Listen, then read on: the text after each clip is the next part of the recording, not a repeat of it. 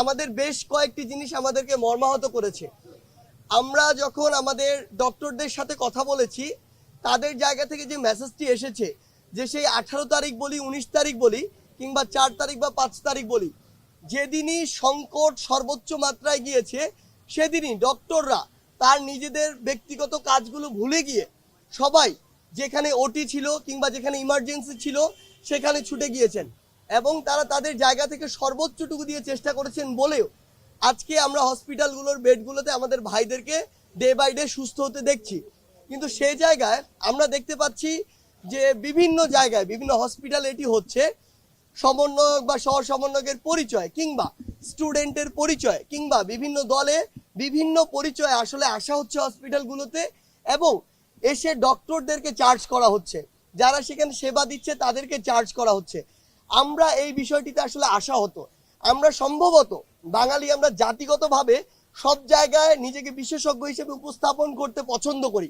যেই ডক্টররা বছরের পর বছর ধরে পড়াশোনা করে তাদের সেই জায়গাটিতে তারা এক্সপার্ট এবং সেই অনুযায়ী কাজ করে, আমরা আমাদের চোখে একটা জিনিস দেখে মনে হচ্ছে এটা, এবং আমরা তাকে সেটা করতে বলি। তো এই জিনিসটিতে তারা আসলে বিভিন্নভাবে তারা আমাদেরকে জানিয়েছেন যে আমরা তাদের কাছে কোনো কিছু জানতে চাইতে পারি, কিন্তু অর্ডার করতে যখন যায় তখন তারা তাদের এই যে কাজটি, প্যাশনটি, এটিতে তারা ডিমোরালাইজড হয়ে যায়। এই জায়গা থেকে আমরা সকলকে আমাদের এই বৈষম্য বিরোধী ছাত্র আন্দোলনের পক্ষ থেকে স্পষ্ট করে বলতে চাই যে হসপিটালের ভিতরে আপনার এই দলবদ্ধ হয়ে প্রবেশ করা একজন রোগীর জন্য আরো বেশি সংকটপূর্ণ হয়ে উঠতে পারে। কারণ এখন আমরা দেখছি যে প্রথম ধাপে বা দ্বিতীয় ধাপে এই ইনফেকশনটি হচ্ছে। এই জন্য যদি কেউ আসে এককভাবে ভিতরে যাবেন, কোনো মিডিয়ার ভাই বা ক্যামেরার ফুটেজ খাওয়ার জন্য কাউকে নিয়ে যাবেন না, সেটি দলবদ্ধ হয়ে যাওয়ার জায়গা না। এখন তাদের সুস্থ হয়ে ওঠা প্রয়োজন। এই জন্য অবশ্যই আপনাদের যেটি করতে হবে সেটি হচ্ছে তাদেরকে ওই নিরাপদ জায়গাটি ছেড়ে দিতে হবে, এটি একটি বিষয়। আরেকটি হচ্ছে হসপিটালগুলোতে আমরা যেটি দেখছি আসলে এখনো, সেটি হচ্ছে এটি মধ্যস্বত্বভোগী একটি গোষ্ঠী রয়েছে, যেই গোষ্ঠীটি আসলে এখনো পূর্বে তারা যে কাজটি করতো, আসলে বিভিন্নভাবে রোগীদেরকে হয়রানি করার চেষ্টা করত, ওই মধ্যস্বত্বভোগী অংশটি এখনো বিভিন্নভাবে অল্প হোক বেশি পরিমাণে হোক রোগী বা রোগীর গার্ডিয়ানদের কাছ থেকে টাকা নেওয়ার চেষ্টা করে বিভিন্ন কথা বলে।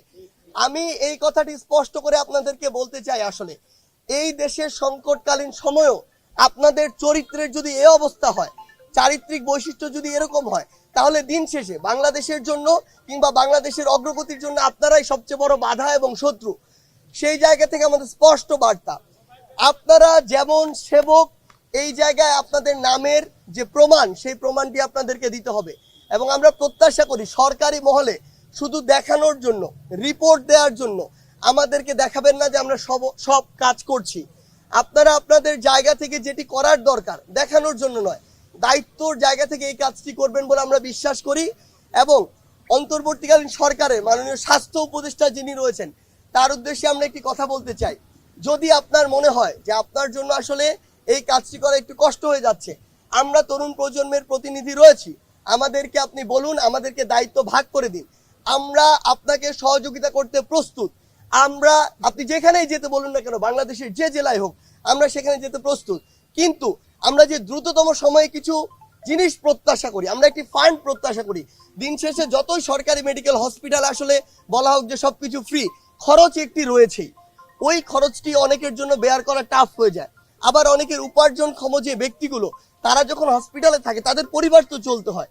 তো সেই জায়গা থেকে আমরা মনে করি যে দ্রুত অন্তর্বর্তীকালীন সরকারের পক্ষ থেকে হোক কিংবা সামগ্রিকভাবে একটি ফাউন্ডেশন যেটি করার কথা বলা হচ্ছে, সেই ফান্ডটি করে যারা এখন আহত ভাইরা কাতরাচ্ছে বা আহত থেকে কিছুটা সুস্থ হয়ে বাসায় গিয়েছেন, কিংবা আমাদের যে ভাইরা শহীদ হয়েছেন, তাদের পাশে যত দ্রুত সম্ভব আমাদেরকে দাঁড়াতে হবে। সেই কাজটি দ্রুততম সময় করার আহ্বান জানাচ্ছি।